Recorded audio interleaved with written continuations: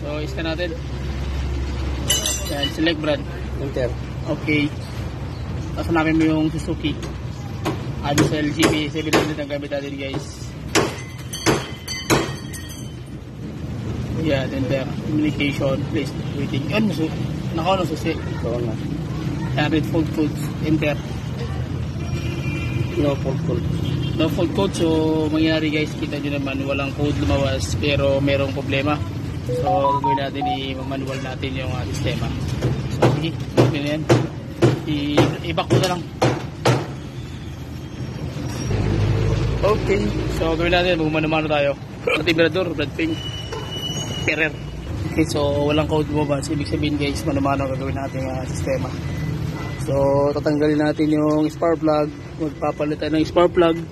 Tapos, diretso change oil na rin para isang tira lang. Dahil, sobrang dumi. Okay. Tapos, ililisan natin yung, yung kanyang injector, tatlo. Tapos, i-voltage reading natin to.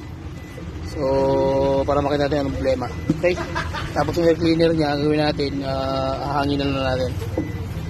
Sige, let's start. Let's do it.